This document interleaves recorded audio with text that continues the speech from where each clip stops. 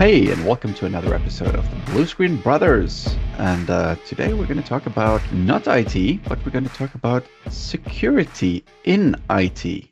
And what is security in IT? Well, it's everything, but also psychology and end users. So for today's episode, Olav, we found someone outside of Norway, and I think we have worn out all the Norwegian guys, so we need to go to the next country. So yes. So when I was in Scotland, you didn't want to join me there. You said, I need to stay in Norway and see if we can find some security experts we can talk with. But when you're in Scotland, can you see if you find some potential candidates? And I did. From Finland, we found Tatu. Hello.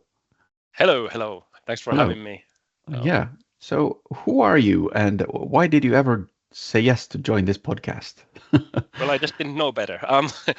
So I'm Tatu Seppälä, and I'm a Finnish Microsoft Purview MVP, a security person. And I work for a company called Solaat, medium-sized, small-sized consultancy. Do a lot of security work for clients and like to talk about interesting topics with you guys. We had a long conversation in Scotland, Alex, and really enjoyed it. Would be nice to discuss with all of you as well. I think Olav is already accusing you of lying because you said it was a fun topic and a fun chat. But I love it. I love it. Yeah, we're gonna share some views around this topic, Alex, at least with you. So let's see. Yes, and some of the things that we kind of triggered a spot at some of the audiences at the conferences, and when you implement security, you tend to do it either from an idealistic perspective or from a security and IT security perspective, never from an end user perspective. And I know that Olav has this real urge to kind of nag the users to give them a bad user experience, but we Tatu, we prefer to give them a good user experience. So this is how the users of Olav look like, right? You are just too soft. No, but the reality is that if you block too many things, this tends to happen, and we see a lot of time that users would like to install an application, and this is traditionally before smartphones. This is traditionally before everyone got their own headsets. They wanted to install Spotify on their computer so that they can have music in a headset that they can wear in the open landscape, but they blocked for Spotify, so because you weren't a local admin, so everyone was streaming a half a megabit of radio instead. But users were frustrated.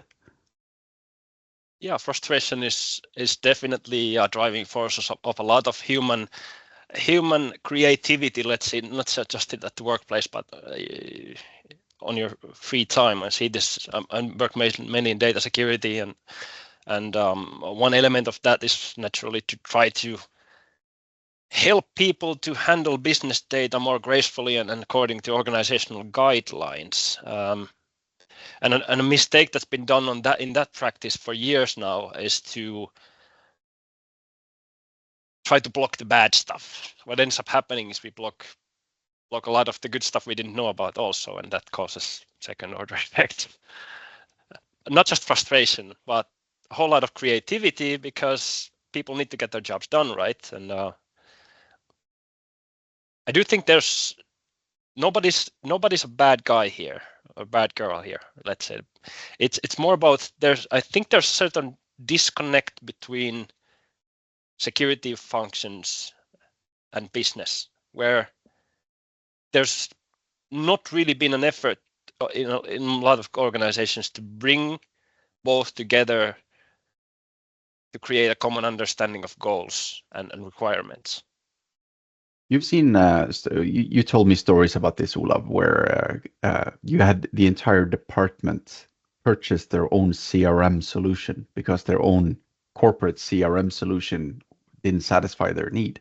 Yeah, you need to make sure that if you are going to prevent something, you have to have an alternative that makes the user creative or actually do their job in many cases. So you cannot just block stuff without adopting something to make them do their job or or be creative. So the biggest part of the security blocking guy is actually give them something they want to use instead. Yeah. The weirdest and there's case I had. Yeah. Sorry. No, the weirdest case I had was we provided them with a VPN solution, a terminal services solution, and people couldn't use it because the laptop was clunky, the services was kind of clunky, everything was clunky. So this person just uploaded the most important documents from their shared folders to a private Dropbox so they can use their Samsung tablet in their sofa to read documents. So they started getting creative because they were frustrated by the solution. So, and like you said, Tatu, they didn't want to drag their desktop computer into their sofa. They wanted their Samsung tablet instead. That's true. I mean, I'm speaking for myself here, but aside from being creative when things get difficult, me and I guess a lot of others of us are also lazy. That's another key driver. There's an old piece of wisdom from the early 2000s for security, kind of one of these key guidelines where the secure way only works if it also happens to be the easy way in real life. So it's not enough that something is secure if you're a regular Joe, not particularly interested in security per se. It also has to be easier than the bad way. And that's a tall order, really. That's a tall order. Yeah, and most human, like me at least, are lazy, so they will do a lot of work to stay lazy. So I don't care if I'm going to use a day or two just to find another ways that to shave 5 minutes of every day later. So we can go quite far just to make more stuff simplified and comfy, so we don't have to do things we find boring or stuff like that, because laziness are the mother of most innovation. And when like, why do we figure out that we need a faster car? Because we want to go faster to a place. Why do we build a new door in our house? Because we don't want to go around the house to go in the back door, right? So we find ways all the time to make sure it's lazy solutions, but we can give a lot of work to stay lazy. That's a very good analogy, Olav. That I know someone who actually did that. They put in a door in their living room so they didn't have to go around the entire house. So the story is very valid. So the amount of time they spent to walk around the house was not as much in their lifetime as they did to install that door. Yeah. So if you wanna get us, myself, and others to do something in a different way, you have to present an alternative incentive. So here's the laziness pulling you in one direction, and what you're used to doing also. That's familiar, that's easy. If you want to get people to do something differently, you have to provide an alternative incentive. Yeah. Whether it's be personal security, like personal, not the organization security. I would go as far as to say nobody's really interested in a business being secure except the people who are directly responsible for it. But personal interest always works. Nobody wants to, for example, do something that would get them in trouble or that would embarrass them personally or something like this. So this is why having a discussion between security and business users also valuable. To explain and to, I don't know, give a real incentive through information to do things in another way.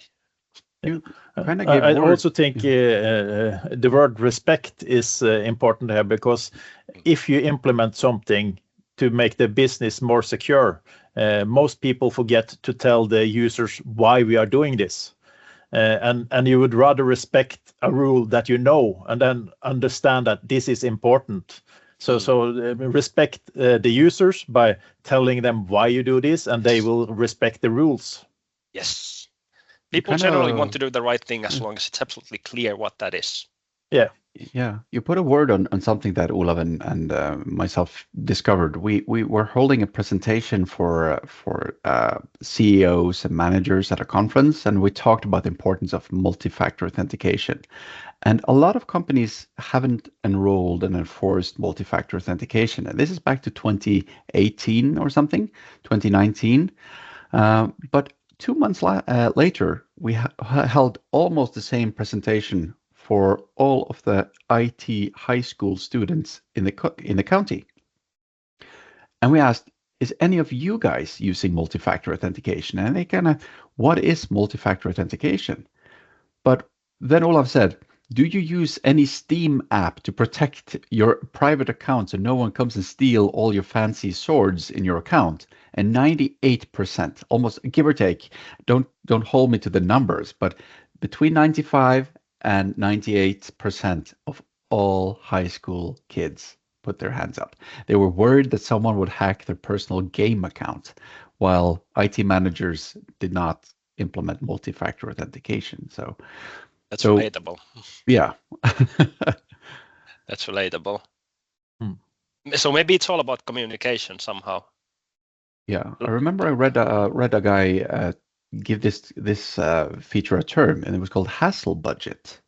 And if the amount of hassle you need to do is worth the reward in the other end, for instance, and I find this a very good analogy, I can elevate myself to become a local admin on my device, but I need to type in my password manually because it's never saved, and I need to open up my phone and unlock it, type in a multi-factor authentication code, all of that process.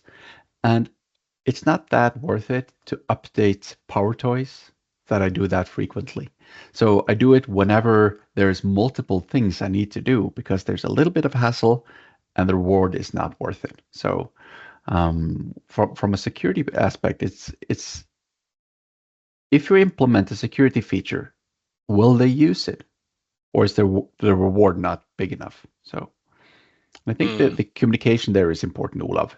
You mentioned the respect, and just respecting that the user needs to do their business, but that the user also understand the respect for IT security so that they actually use the security feature we provide them. In some sense, I guess it comes down to sometimes a lack of understanding of what each other are really doing and trying to accomplish. I mean, we've sometimes before even discussed that. I work with a lot of, let's say, business users through my personal life, friends and relatives. I talk to them, ask them, how are the security folks in your organization? And the most typical character I get is something like this, the folks somewhere out there who just block stuff, prevent them from doing this and that without any explanation. They just get an email, perhaps, you can't do this from now on.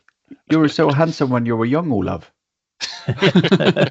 Holy smokes, I've never seen a picture of you at this age. I mean, this is the typical, security character. Just don't do this, don't do that, don't, stop. But it's not really, if you ask someone working in security, it's a bit different. We'll probably get to that. This is not what the security mindset is about. But when there's a lack of communication, this is is the kind of adversarial mindset that can easily develop. Whereas, I ask security people, I'm not going to name any names, but I've through the years often heard talk about lazy business users, this and clueless. Oh, it's the end users again at it, messing stuff up and don't understand anything. This kind of negative caricature of each other develops. Have you seen this ever? Have you heard this? And that's the most common way of thinking of each other. So that's again our main route why you should think about communication, because we did just recently we invited one of our external security companies to talk with the developers in Sparbanken West, and after the discussion they suddenly understand a lot of stuff they didn't knew before, and then it's easier to respect each other. So communication and showing off what you actually do and why you do it from both sides, so you can understand it, because the security guy need to know that the most important thing for the business is actually the business. So you want to secure it, but if you don't know what you are securing and what the cost of blocking something, then you don't do a particularly good job as a security guy. I remember once I had a candidate that I was evaluating for a craftsmanship, so completing their high school diploma, and this person had implemented a rather big security flaw so that everyone had access to all of the fictive company's data, and there was kind of, you've done a major error here, right? So everything is unsecure. Everyone have access to everything. This is not a good design. And instead of kind of being humble and say, I will take that in consideration and see if I can improve on that, the response was the right-hand picture here. And he said, the users are stupid. They'll never find out. So it's kind of the attitude on the end user that they're either lazy, they're dumb, or they are trying to find ways to break the IT system. That's not very fruitful either. That's cognitively easier to kind of dismiss any concerns as laziness, and it kind of lets us folks working on security off the hook. We can cut corners in solution design when we don't need to account for business needs as much and the human factor. It makes things easier cognitively. And Alex, you more than most of us, having studied psychology, probably know that we're kind of hardwired to avoid cognitive stress. Cognitive dissonance. Load. So dissonance also. If I consider myself a confident and competent IT person, it's kind of hard to go to Olav and say, hey, Olav, I have this problem, because that will violate this self-image that I am a competent, confident person. But it's equally important to say that I know how my Surface device works. I kind of know how the backend there works. I don't have clue on Azure storage. I need to go to Olav to talk to him about Azure storage. So understanding what I am competent about, and that understanding that I might actually need someone else's competency is very important. But violating your self-view is quite hurtful for many people, and that accounts for both security operations on the left and the end users on the right. Making them feel stupid is a very bad idea. Yeah, the same thing. You need to treat them with respect when they come to you, because if you would go to them and ask them about their system, you don't know how you can keep the books of the company updated, or how you can make complicated equipment work. So you need to know that it actually goes both ways. So you need to realize they are not stupid because they don't know everything about the system they are working on, because they are doing a certain job.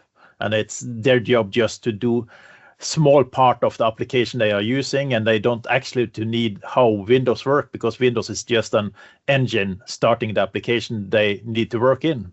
So they actually need to make sure that you respect them, and they need to know why. So you just gave me the best story ever, because when I was young, I read a comic of Donald Duck. And every story starts great when you start with Donald Duck, but in this cartoon series here, this story, Donald works as a post office clerk, and this person comes in and wants to mail a letter before Christmas, and Donald says that you have purchased too cheap stamp because it weighs 1 gram too much, and the stamp is just 1 millimeter off the left corner and 2 millimeters off the top. It should be placed exactly from the corner, and all the technicalities, and how stupid the user was. And then the end user left frustrated and sad because Donald wouldn't accept this letter, and Donald was super happy because he thought he taught the end user a lesson. Yeah. When Donald left for job that day from the post office, he came out to pick up his car, but there was someone saying, "Oh, the car is just a centimeter off the white strip because the end user was a parking officer." So the Payback adversarial value. mindset starts to pay dividends immediately there. Well, is it important? Well, technically, I'm inside, but there's only 1 centimeter out of the white line. Well, it kind of goes both ways. So, understanding that bending the rule means bending the rule both ways, and equally when you enforce policies. So, you can't get a favor if you don't give a favor. So, yeah, we talk about self-image. That's a very good word for it. Talking about security folks, different practices. Maybe the self-image is closer to something like this, where since you have in-depth knowledge that most people don't have, it takes a lot of work to understand how security really works. You kind of might, especially if you're as part of a small team, working security for a large organization, you might even justifiably see yourself as kind of the defender on the wall, so to speak, and you're looking out from the ramparts in your organization and all the bad stuff that's coming in.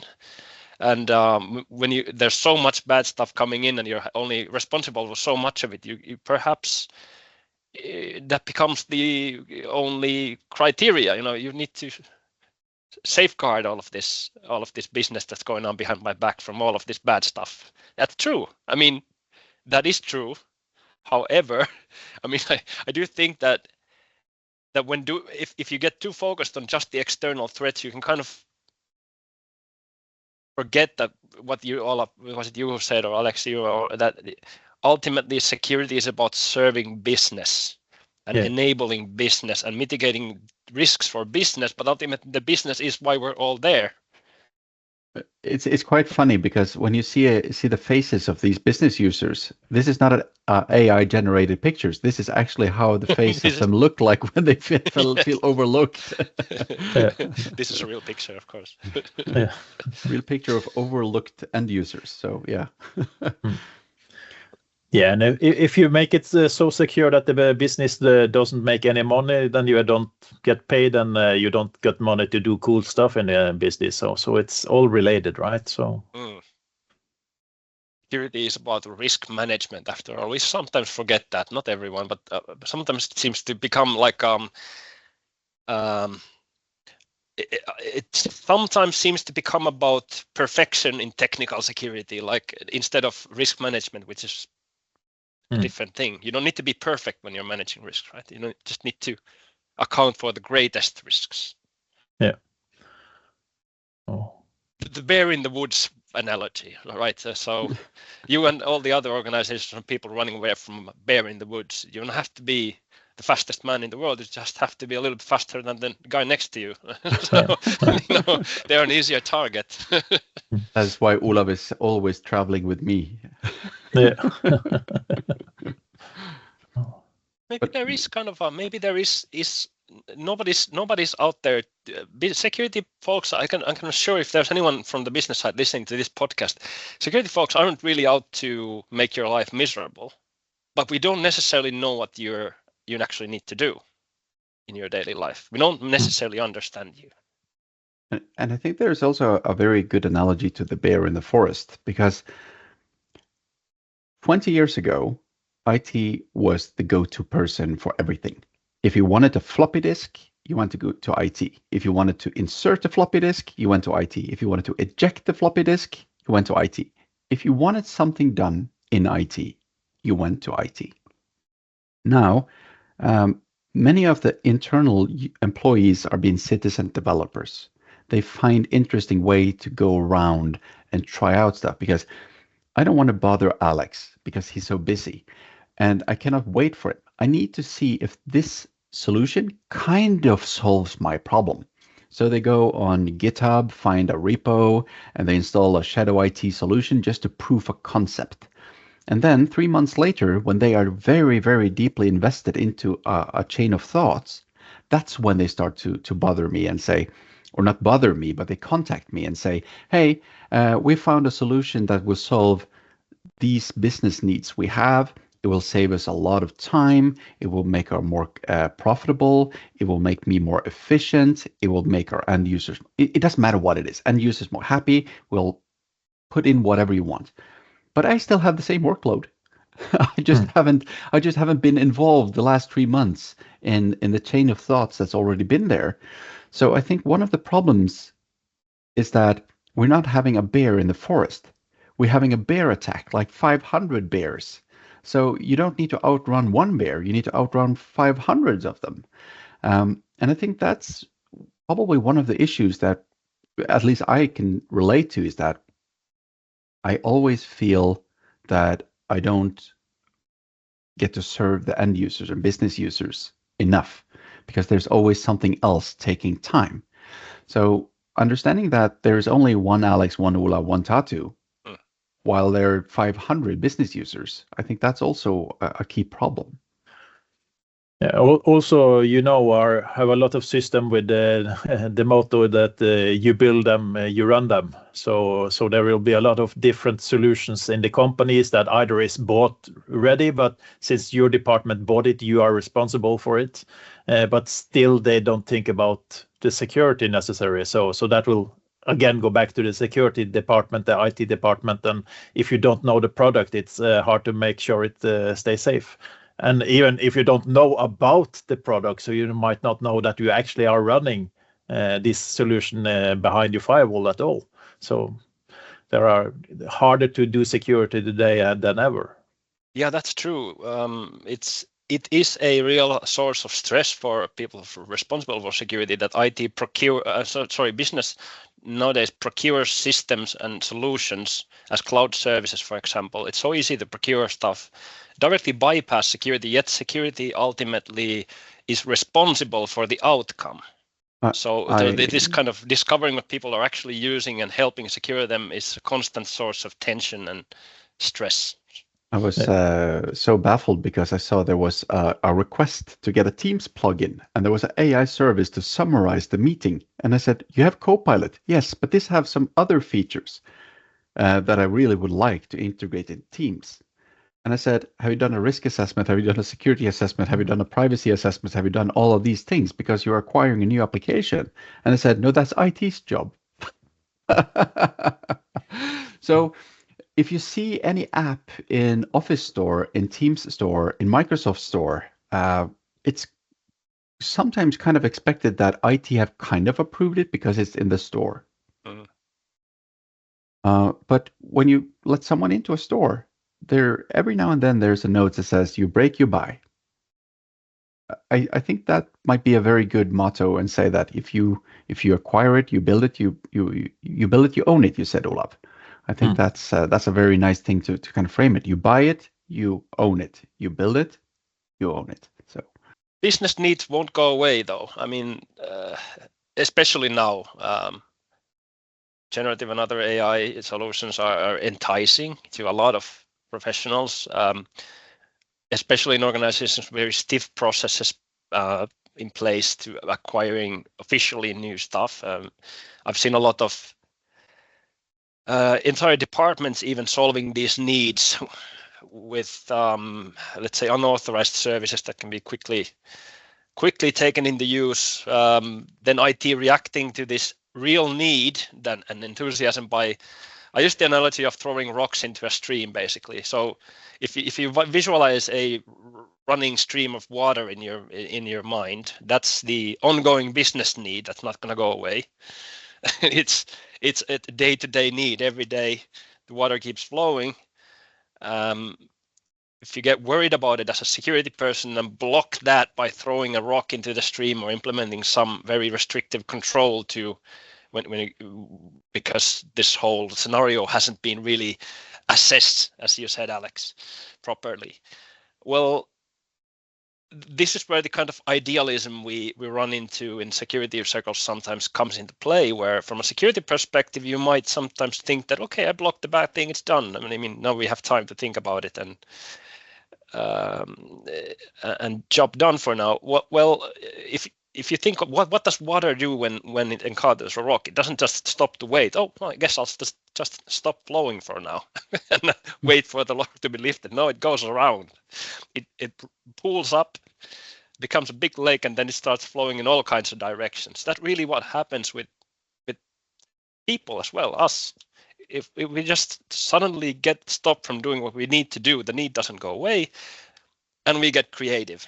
We come up with then we start to use the floppy disk again, right? So yeah, taking pictures of your screen and printing out the paper and doing a million different things, using another consumer app that's even worse and probably hosted in China or something. This is a great illustration. I heard a story about a company acquiring a minor company, and part of the due diligence, they never asked, how do you guys work on your IT platform? So when the mother company got them embedded and fully incorporated, the IT got some requests, and they said, hey, could you extend my file attachment size in Outlook so that I can send file attachments larger than 50 megabytes?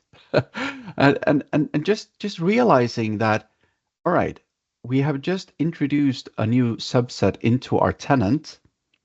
And we have done this rock thing you're illustrating here because we have disabled, and hold for it, we disabled something called share in a product. Now we call that point. So we only have point because it's not SharePoint, because you cannot share anything from SharePoint in this tenant. Because like every other company, we were afraid that we might lose control, that people are sharing information with external users. Well, you still can forward, and they expect to forward 100 megabytes of file attachments in email. And it kind of relates that, well, then you'd only need to throw a stone in a different river because it always finds another way and another route. And ultimately, they solve the problem by using WeShare. So the water keeps flowing. And the CEO of WeShare is very happy, of course. A lot of people are very happy, but SecOps thought they were happy. The company thought they were happy. The end user solved the problem, like the first pictures and animations we saw. The end user were lazy. They were frustrated. They were creative. I'm not sure if they were too happy, but they got their business done. Water keeps flowing, right? Water keeps flowing. No matter, we can only direct. We can try to direct business to a solution that's either provided by us, like you Olav said. You said this right at the start. You basically almost the first thing out of your mouth. If we don't offer a managed solution to a business need, people are going to find out an unmanaged solution to a business need. Yeah. The business need will not simply disappear because we say what people are doing right now is bad. Yeah. That's basically it. Because we're creative, right? We're all creative, not just IT. We are very creative in IT, but so is everyone else. You guys work in fixed organizations, right? Both of you. You're working for a company. Yeah. Both in bank too. Yeah. So in your, have you seen like a increase in the amount of solutions people use to get jobs done in the last few years, like cloud solutions? Has there been more sprawl in what people are trying to use than before? I think the one thing that made it really visible when some time ago when I enabled or disabled the possibility to add enterprise apps to Entra or Azure ID. So they actually know how to request all kind of strange application before they are allowed to add something to Entra to pick up the user ID. It's stuff like Draw.io, for instance. That's an okay app to let it in, but there are a million different apps that car kilometers books and stuff like that, and people ask about a lot of the time they ask about the same kind of application but from different vendor, and we might actually have one managed solution, but they would rather use this solution. So when I turned off the possibility to automatically get approved, and they need to ask me for for permissions, then I realized why we actually had about in the beginning, I think we had 1,400 application or something like that, and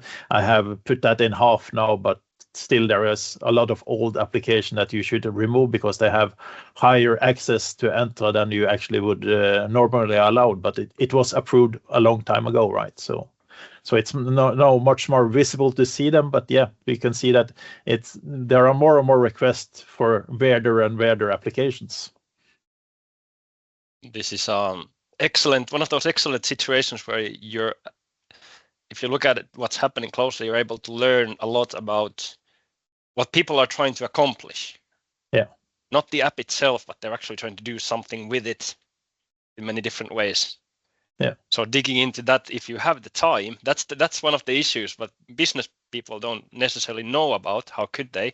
That security people are usually under a pretty heavy load already. So there's not that much free time to just go around chatting with people about their business needs. There's usually often a pretty tightly resourced small team of people with a high workload. It's almost like the bull race in Spain is trying to outrun all of them coming at you at once. So it's kind of hard to find time to really deliver that good service and good product that you would. We don't like nagging and bothering and blocking the users, but it's finding the fine tuning between providing business opportunities and applications and services while still providing security. So it's a very fine tuning. Yeah, I mean, technology-wise, I actually loaded the Defender for applications in Azure because it actually gives me an insight of what type of application my user are using. So I can see if I need to block something, I need to see if we need to buy something to make it a managed solution instead. Like we had some Dropbox user in private versions, and why not redirect them to OneDrive or buy the Dropbox for enterprise instead. So the insight of what your user are doing need to be automated in a way, because you will never meet everybody for lunch and talk about what are you using today, right? So you need that insight to both help them and guide them.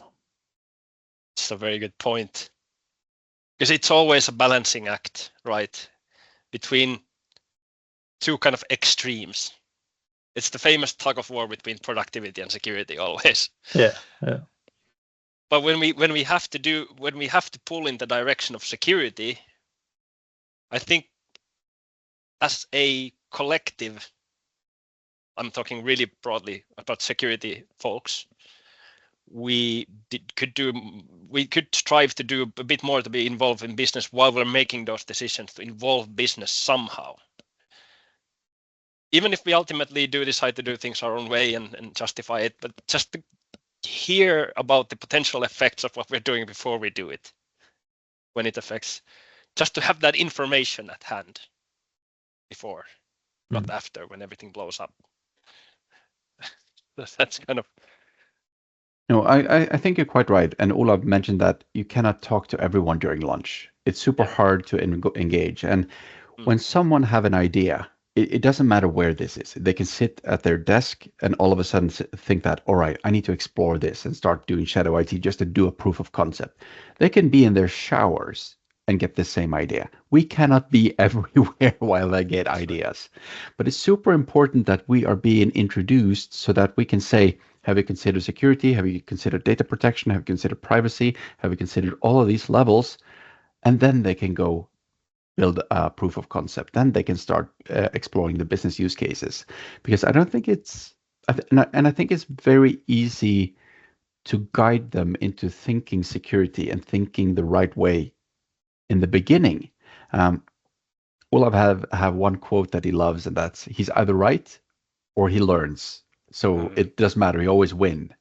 But I have a different quote, and I steal that. And it's easier to stay out than get out. And if you already are kind of 3 months invested into a proof of concept, you are already in. It's kind of hard to get out of that proof of concept. So if someone have showed their manager, look what I can do, look what I can do. Now we only need to incorporate this into this bank. And then they come to Olav, and Olav says, have you thought of security? It doesn't matter, because you're already in. Their manager is already so deeply invested into this idea that, oh, if we can have this, everything will be better. Because they're trying to solve business. They have their own pressures, right? To be more productive, to do more. And then you also need to have good procedures for the users to apply for new software to be approved. So you need to have a way of them to do it that's already made up, so they don't have to talk to 10 different guys and they don't know what they should do, or what kind of formula they should fill in to make sure that this will be approved. Communication and clarity. Yeah. And respect. Those probably are the keystones, really. Also for security folks, I mean, best thing we could probably do is to, when we're talking with business people, is to let them know that we're not really there to stop them from doing business. We're just trying to help them, equip them with tools that are also sustainable in the long run. From a risk management point of view, not to stop them, just to enable in a sustainable way that will not get us into trouble a few years down the line. It's a whole different thing. I mean, I don't have a magic bullet for this, obviously, but clearly there's something here. I've always dreamed to be rescued by a knight in shining armor. Isn't that right, Olav? There's some kind of whether we get armor for our security shop next week, I'd like that, but or not. But there's a need to organize some kind of ongoing dialogue both ways. We have room to learn. Security has room to learn from business, and business does have room to learn from security. Also, it needs to go hand in hand, like the shake here, right? So they need to understand each other and respect each other to make sure it's the best way for both worlds, not either security or the business side. It need to be met at the right level.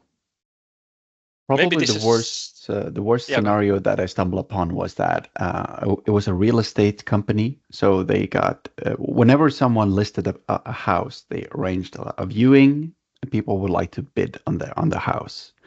So the bid could come in many different ways. They could come by phone, email, call, app. You could sign into a portal and do a secure sign-in and provide bid. There were many ways to provide bid. And every now and then people were saying that, hey, I would like to buy this house for 1 million euros. So I bid 1 million euros on email. Problem was this real estate company did have a push service so that they needed to alert everyone in the bidding via SMS. Problem was that this real estate company had block from copying from mail to non-corporate applications. So they could not copy text from email to SMS, but they could forward. So they forwarded it to their own Gmail.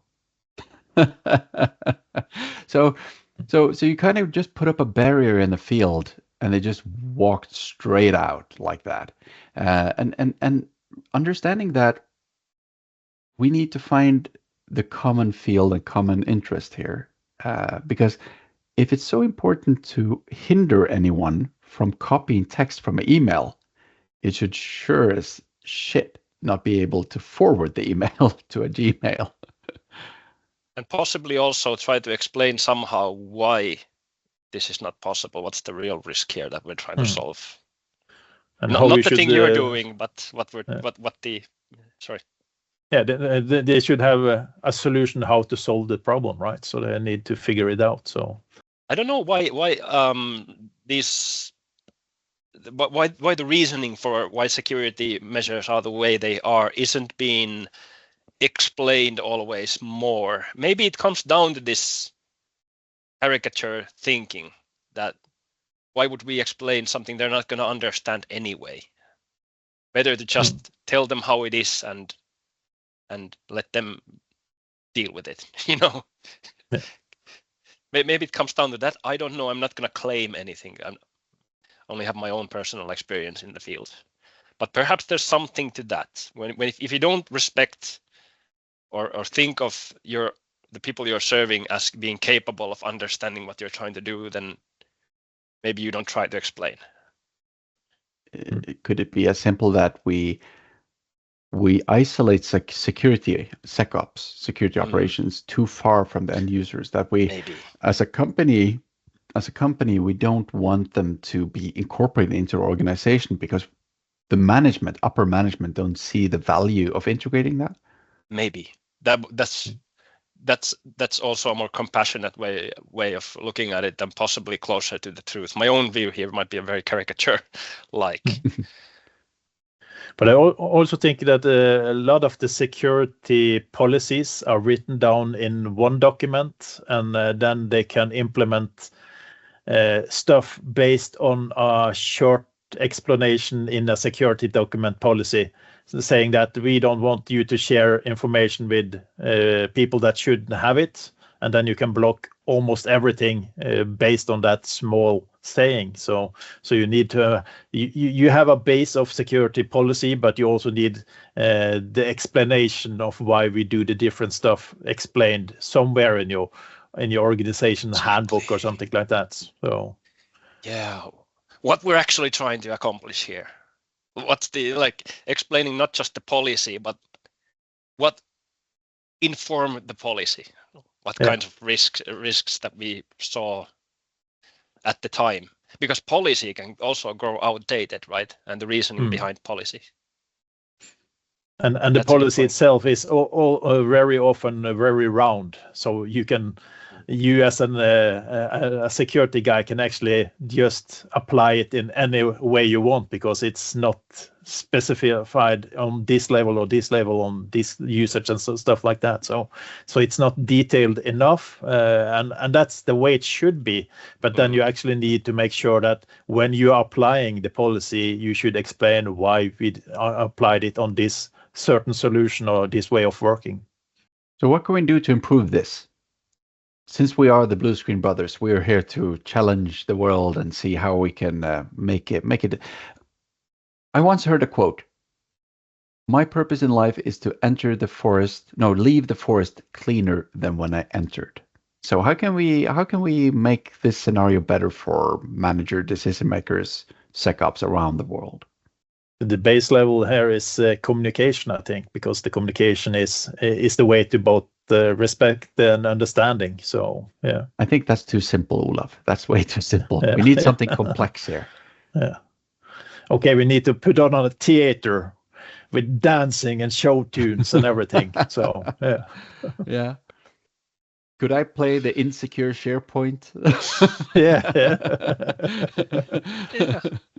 Just one suggestion I would have is for those responsible for security teams, is to try to organize whatever it be, but situations where your security team can interact with business users outside of the implementation of this and that specific security feature. Just to ensure that folks responsible for security have a hands-on understanding of what the company actually does and how people do it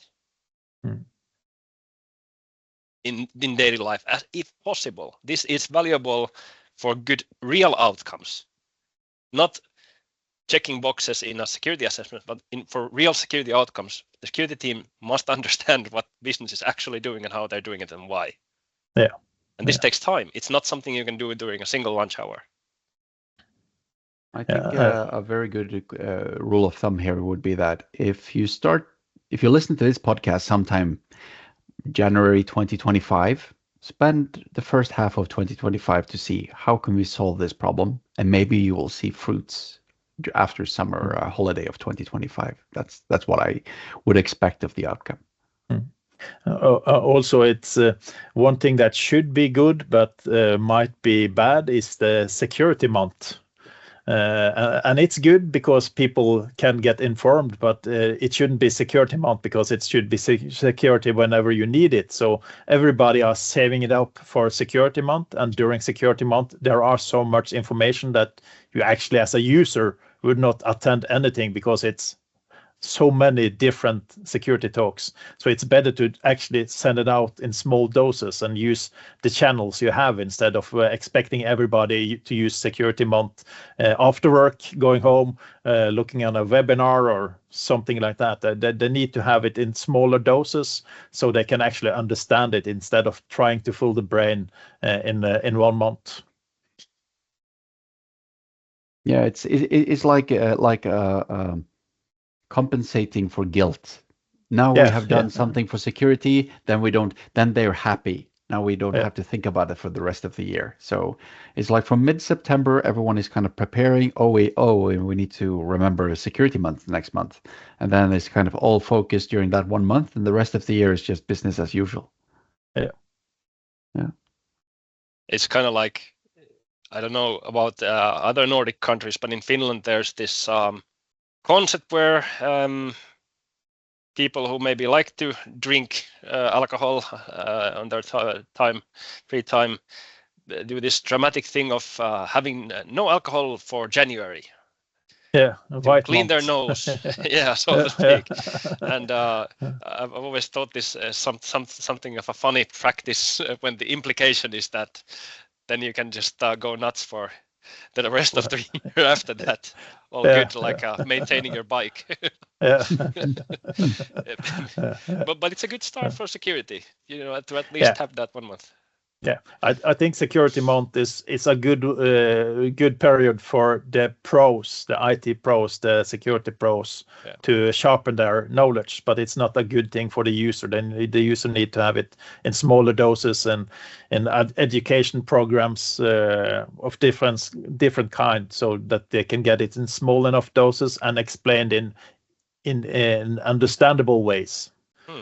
This is an interesting topic. I do think that we'll collectively, I hope we'll talk about this more in the coming year. Maybe it's about time this kind of discussion starts happening in the field also. Yeah, it's not a technical solution; it's a mindset, right? So yes. Let's see if we can do something about the mindset. And maybe, if we're fortunate enough, maybe we could ask our new friend in Purview to do some podcasts throughout 2025. And if we're happy, if we're lucky, if we're fortunate, we will get some feedback in the comment of this video. What would you like to see in Microsoft Purview in the comment section? But Olav, what would you like to see in Microsoft Purview with Tatu in 2025? Some way of blocking all my users out so they don't make a mess in my systems. Yes. Yes. So, I've heard of endpoint DLP. I never heard of end user DLP. Yeah. Microsoft, if you're listening, you can take the idea and run with it. Yeah. So, looking forward to another visit. So yes. We're looking forward to that. And I really appreciate this, guys. Thank you. Yes. Yeah. All right. So thank you so much for your time, Tatu. And we'll get back to the cookbook and see if we can make some fun demos and sessions in Purview. Thank you, guys. See you around. See you around.